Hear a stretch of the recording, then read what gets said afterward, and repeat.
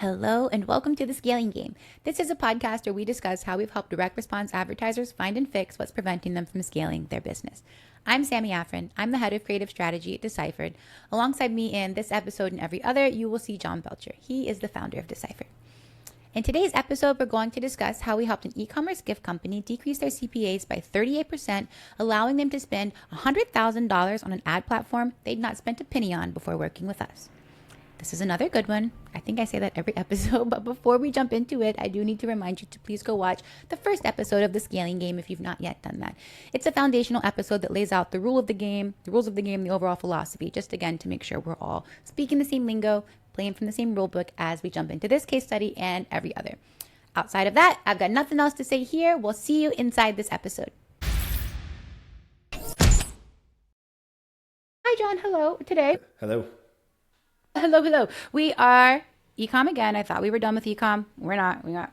This time, the challenges presented themselves in a sales psychology perspective outside of the numbers. So we've got I think this episode's a bit different from others in the sense that we had to do a lot of work to kind of put ourselves in the right frame of mind to properly sell this once we chalked through the numbers and realized what the issue was. So give us some context. How did this client get on our plate?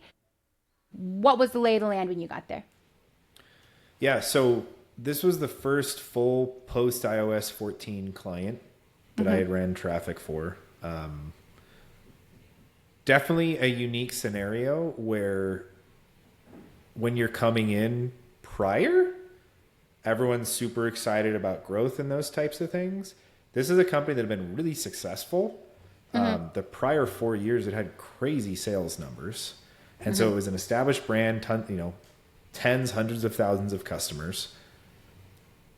But they were now facing, I remember when we sat down, they're like, we want to do 6x ROAS.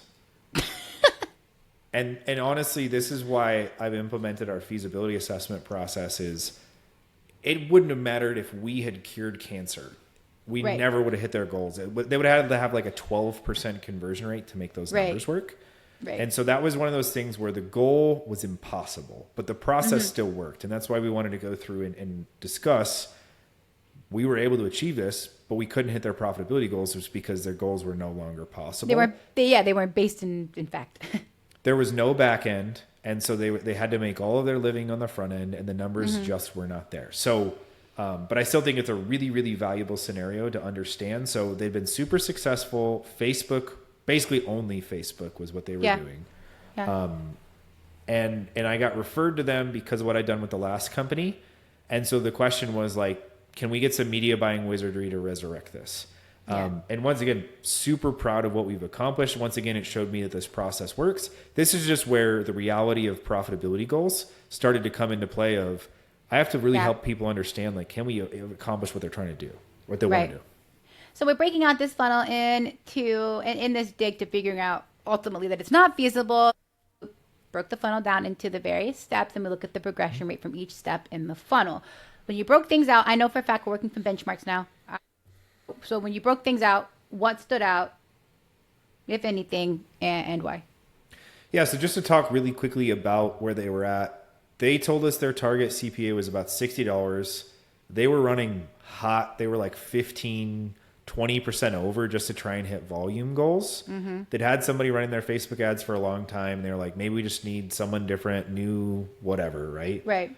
And so I said, that's not ever been the answer to things. Let's go look at your funnel and let's see what we can do to make a difference here. And so working through this, this was an e-com business that did what a lot of e-com businesses do, where they ran their ads straight to their product page.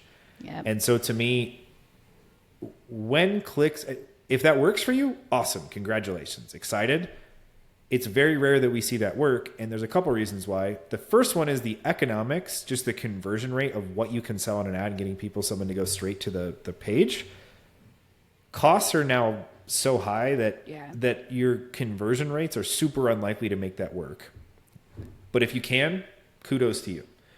Second piece is the PDP is fundamentally flawed from a sales perspective. A PDP is an order taking page. PDP means product page, guys. Yes, yeah. Product display page. Yeah. If you aren't familiar with that, it is an order taking page where you show up, you see the product and you see the price and you see an add to cart, right? Yeah. That is perfect for, I've already sold you, you buy it here. Right. Most of the time, an ad is not doing enough to get someone to buy 50, 75, 100, like anything like that. It's very rare that just driving them straight there is going to work. Right. And so what we see when that happens is, okay, ad click costs are fine, product page load rate's fine, but our add to cart rate's poor. And our people moving through the process, you know, they may purchase fine, but just like there's not enough people that are willing to start the sales process. And that's exactly what we saw is our add to cart rate was low. For me, I really want to see this like 15% plus double that. Yeah. Is really where this comes into play of being successful. And so I was like, hey, this current model, I know it's worked for you for 4 years. It's really hard to change a successful business, but they were at the spot where they were desperate. They were seeing, they were just like, okay, this isn't working. We need to do something different. Mm-hmm. And so I went back to old trusty reliable. So it was, all right, when we talk about where the add to cart rate was the problem, we needed to go through and improve this so we could get more people to purchase. That was ultimately what we Hold on. Can I guess what you pulled out of your toolbox? Yes. Was it David Fry's 12-step foolproof sales letter? You got it. And so once again, what was cool about this is a product that had hundreds of thousands of customers. Without getting too deep in the weeds, it was a licensed sporting good. And so it was a novel idea. Yeah, they had pictures with professional athletes, all kinds of really cool stuff. Like it was a really cool business brand. They've been featured on news articles, all this stuff. But they weren't really showcasing that in a big league way. Right? And so I think what's important there is they had historically just depended on the ad to do the selling and then take the orders.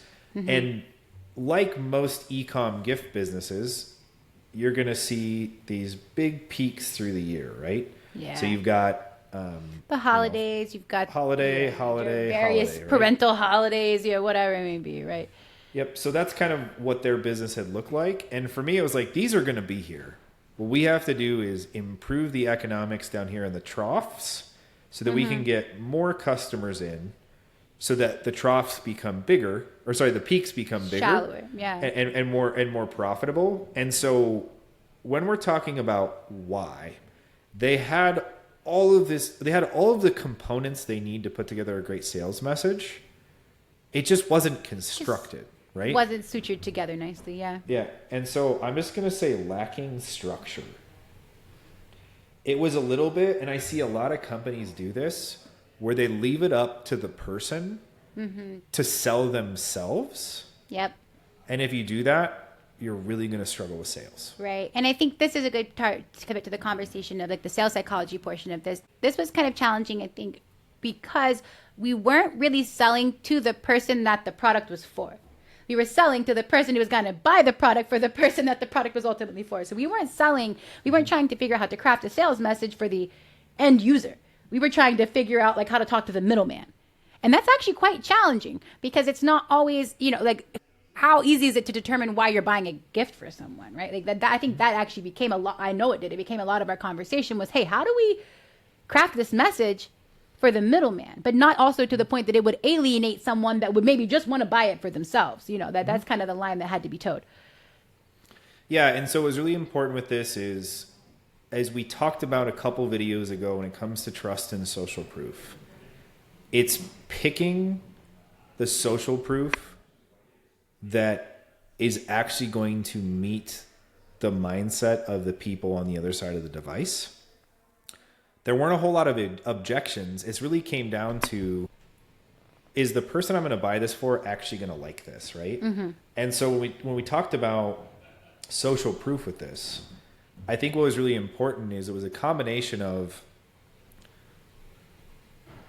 getting people who talked about their love of this product, but also saying they got it as a gift. As a gift, right? Right. And so that was that part that other people have bought this as a gift for their so-and-so. I know that mine's going to love this too, right? And so it's it almost really like came down. positioning, of course, in the language beforehand, it was like, oh, it makes a great gift, but that wasn't really the shtick. Like, I think we made that way more of the onus of the messaging than what it was beforehand. Again, picking out something that was already there and just highlighting it in a different way.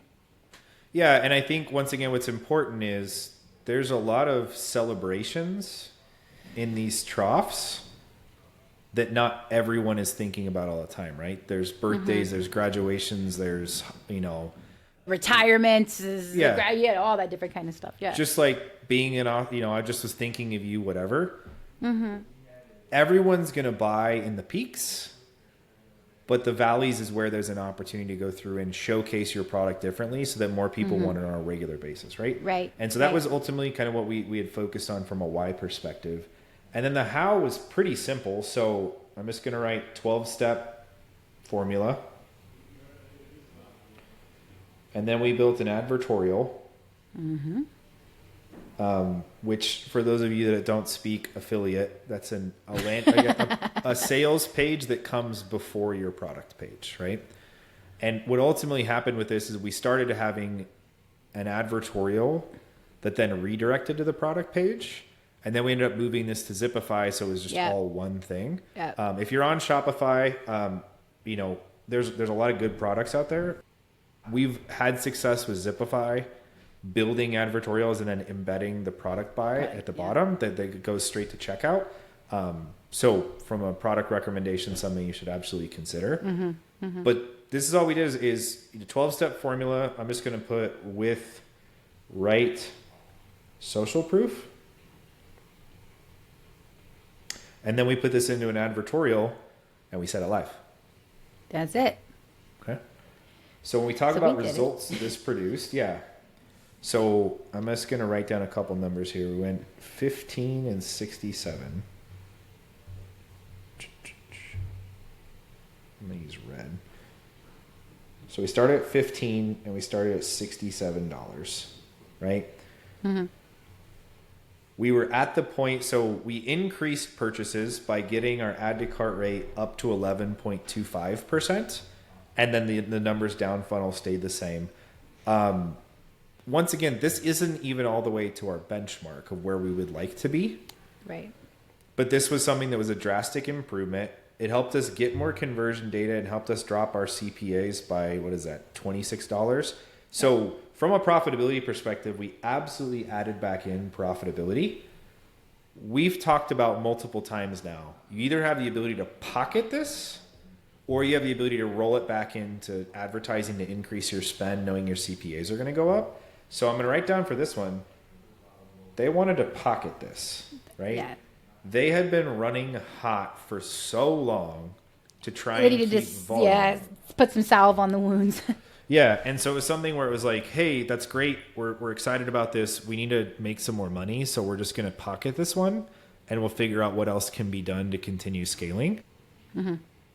It was an important improvement, but this is kind of where I started to see, I think their goals are kind of unachievable, but we're going to continue to see, can we make something happen here? And once again, I think what's important, and I've been putting together a post about the financials, how financials work with paid traffic and really what's changed after iOS 14. But just as a quick kind of overview, you've got gross revenue. You subtract all of the cost of production, fulfillment, whatever, that gives you gross profit. Then you have to subtract the cost of advertising, which gives you contribution margin. And then you have to subtract your overhead, which gives you net profit. Right. And ultimately what had happened is their costs had gone up, both of acquisition and of product, which meant their contribution margin had gone down and their volume wasn't high enough to help them cover the big overhead that they'd built as they scaled this company. And so once again, this is part for me of why we spend so much time now with prospective clients of going through their math to say, like, can we help you achieve what you're wanting to do? This kind of showed me at this stage that it didn't. But it's important to kind of note, like, this is, the process still works. And I'm going to show you a couple of the things that we did here that were awesome. But this is kind of where it started to unravel in my eyes. So in this instance, this goal was basically either meet this goal or the ship sinks, right? It's just interesting that people can be running a business and not be truly privy to how close they are to being dead in the water because they don't really have a true north, and they're not, like they're working from broken numbers, or broken goals even. So we've talked with a lot of smart people that aren't understanding this equation. And I have a recent client in mind that we started working with and run their traffic. And basically how they got to where they got is a bunch of people that had success pre-iOS 14 were telling them what they needed to do. And they're like, you just need to spend more. You just need to spend more. The numbers will back out at some point. Yeah. And we came in and we managed their traffic for 10 days. And we're like, this is never going to work. This is literally never going to work for you. Yeah. It's and like mathematically impossible. Yeah. And so at that point, what it allows you to do is say, hey, we're going to stop trying to invest in paid traffic. This is going to give us the opportunity to determine a couple of things. A, can we improve our offer or our pricing to the point where enough people will buy it that we can hit our profitability metrics? B, can we sell it through other channels to do enough volume that we can get to where we want to go? Or C, should we stop trying to do this and do something else, right? Right. And I think that for me right now is what's so important is I think a lot of people are wondering, like, is what I'm trying to accomplish possible? And there's enough people out there that are saying like, oh, you just got to work harder, go a little more, spend a little bit more money. Test a little more, spend a little more money, test a little more, spend a little more money. And it's like, no, dude, sometimes the right thing is to stop. Yeah. And I think it's important. Like, that's something for me that I want to tell people is like, we love doing paid traffic, but if we can't make money together, why would we possibly do this, right? Yeah. And so I don't want to look at our clients like a bank account that we get to pull money out of theirs and they don't get any in theirs. Well, it's why we work on performance, Totally. Like that's like why that decision was made. And it's why we spend time on feasibility to go through and say, hey, in order for your numbers to work based off your current click costs, you'd have to have a 9% conversion rate. Probably going to be pretty difficult to achieve, right? Yeah. Let's turn back to this situation in particular, to this case study. We know they decided to repocket things. They had to basically repocket the money in order to just continue out to figure out what to do next. From an algorithmic perspective, how impactful was this? And put a red X right there. We were not able to make a big enough difference to really go improve machine learning. Yeah. Which was frustrating for me, but like, it's a fact. I want to tell you when we win and when we lose. Not everything works perfectly every time. Yeah. Our increase in volume off 1,000 clicks, we moved it up 9 customers. But it still wasn't enough to make a massive difference, right? We are aiming for 50 conversions per ad set per day. And this didn't do it. And once again, had I sat down and had a feasibility process in place that we have now, I wouldn't have sent them to spend a dime with us because I would have been like, this isn't going to work. Yeah. And so I think that's that part for me that's really important of, we did this, we pocketed more profitability, et cetera. And then the diversification piece is actually pretty amazing what we were able to accomplish. We accomplished what they asked in the sense that we lowered their CPAs, right? And it did give us enough room in the math to at least go and try other things, the biggest of which became Twitter. So let's talk about the platform diversification. Well, I want to talk through 3 things here. So we had messages, we had SKUs, and we had platforms, right? So we talk about our message stacking process. Sammy helped me go through it and develop, as we said, there was kind of the messages that were targeting directly the end person that would buy the product. But then we came in and started to layer in the gifting messages, which performed really well, right? And so that was something that made a big difference from the perspective of volume. We were able to add quite a bit more volume in those troughs to make sure there was consistently people coming through. That was really exciting to see. And once again, what I was excited about that is I'd never really considered that of like, I'm not selling to you, I'm selling through you, right? That was a really interesting perspective. Yeah. And so that was a new way that we think about when we're talking about message stacking. Is that a factor here? Second thing is on the SKU side, they rolled out a couple of new SKUs that were able to basically take the template of the messaging that we'd built and roll it out to these other products. Right. And they worked. They weren't at the same volume as their hero product. They were a little bit more niche, but they worked, and that was really cool to see. And then finally on the platform side, we had, they'd been really on Facebook. We tried normal Google playbook, had a little bit of success, but nothing that was crazy. And I looked at this and I was like, this is a sports company.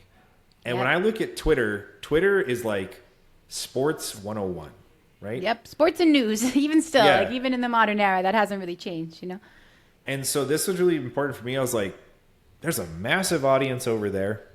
Let's Yeah. just take some image ads and go see what we can make happen. And Yeah. so this was really big of just taking like proven things that we're working on Facebook and moving them over to Twitter. Yeah. We got to the point that we were spending, they had never spent a penny on Twitter. And we got to the point that we were spending over $100,000 a month acquiring customers at their target, like under their target CPAs from this platform that they'd never tried before. Yeah. Again, we talked about this a lot in the last episode, but there is value in knowing where your audience is at. You know, like there is value in, and that you don't have to be diversified across every platform in existence. You have to be diversified across every platform that your audience is on. And if that's 2 platforms, then that's where you need to be. It doesn't have to be more complicated than that. Let's look at it in the process of the scaling ladder. I drew you. Yeah, okay, this is way out of the way. So, let's talk through this kind of entire process. So when we first came in here, right, this is where we entered. They had the add to cart rate problem. Came through, implemented the advertorial, the social proof, what have you, and it took us to a new level. From there, this kind of came to this point of repetition, iteration. So we went to messaging and then SKUs, right? And that got us here. And then at this point, we were really only on Facebook. So we took this from a platform perspective. We added Twitter. And this took us to, once again, the volume that we were producing compared to what they were doing at the start of the year was way higher than what they had seen. The problem was they had no back end. It was just front end sales, and they weren't making enough on the front end and doing enough volume to be able to make the money that they needed. Yeah. But from this perspective, the things that we were able to achieve in a losing situation, right? That was the part for me of like a little bit having faith rebuilt of this process really works. Now what we have to do is get better at talking with people about their profitability goals to make sure what they're trying to achieve is worth us working on, and like us working on this together. How do we share in the risk and the reward? And if we looked at that, I would have been like, there's no reward potential because this isn't a business that's succeeding. Yeah. You said something very interesting just now, and it's that basically how I'm paraphrasing it back to you is that, you know, the crunch really comes when, like, it's easy to say, oh, my process works when business is good. It's a lot more impressive and a lot more meaningful when you can say, my process works and business is bad. I don't say business is bad, but even despite things being stacked against us, it still works. It was a very validating experience working with this client because, again, it was just a reinstallation of the faith in the process, the faith in the math, and I think, like you said, the beginning of, we're now fully in this era, but it was the beginning of our, like, say no era. Yeah, and once again, I mentioned this in a prior episode. You get to the point where you have a little bit of superhero complex when your process works. You're like, I can just crush this for anybody. And what I've learned, you know, really since 2021 that I think is so important is our process works. It's worked with basically everything that we've ever taken on. The question is, does it make sense to apply it here? Because are we trying to, like, is what they're trying to achieve possible? And so that's a huge thing that we do inside of our discovery process with people who reach out who are interested, is actually sit down with you and go through your numbers and do what we call a feasibility assessment to understand, is what you're trying to achieve possible? How much volume do we have to get? Like, do these things make sense? And this is really important that, yep, the process works no matter the climate. Does the business work? Because we're willing to sit in the rowboat with you and take on the risk. Yep. But if the reward's not going to be there, then that doesn't make sense for either one of us to do. Yep. And again, we're just coming into a more, like, mature industry now, where I think it used to be like it was so like online advertising was like so blue ocean that you kind of could not know how to do it, and like piece it together and figure it out and like make it work, right? The industry has matured to the point where expertise is now being required. And as we learned through this case study, what worked then, what got you here, won't get you there, right? So you have to really be able to roll with the punches, stick to the process, even when things are rough, even when things are hard, lean into the knowing of math, and just make sure that like you're attuned to achievable goals. If it's check marks in all those boxes, there's no reason why this process won't work for you. Yeah, and I think what's most important to me that I want to ensure people understand is I'm a person that is a big believer that I need to believe that my goals are possible, right? And so I'm not a person that can run a 10-minute mile and go, I believe I can run a 4-minute mile.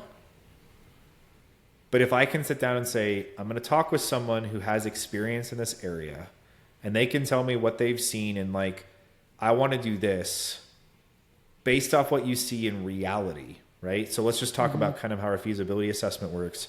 Let's say we're talking about E-Comm like this. We run a set of models and it's like, if you're going to require more than a 5% conversion rate to make your numbers work, you're probably going to have a pretty tough time doing that, right? Right. As much as I'd love to say I think we can make anything in the world happen, you just get to a point where you're like, if it's going to require you to be beating the biggest and best direct response advertisers in conversion rate to even turn a profit, this is it's basically like, right? oh, if this becomes gambling is what it turns into, right? If you have to beat the house, if the only way for you to win is to like quote unquote beat the house, it's not doable. You know what I mean? You have to be there. This was in business, in life, in personal goals, like logical, attainable goals stack on top of each other over time to equal gigantic wins, right? But it's ultimately, I think, a better practice to have, like you said, attainable goals. And then the next goal, like when you accomplish the closest to you attainable goal, the next one's a little further away. The next one's it actually mimics, kind of the scaling process. So I think we've come and had our belief in the importance of attainable goals really instilled through clients like this. Because this isn't the only. We're going to talk about a couple other clients in the course of our episodes where things weren't feasible. Now we sit here in the present moment, more informed and better because of it. So, do you have any other takeaways from this one, John? You want to add anything?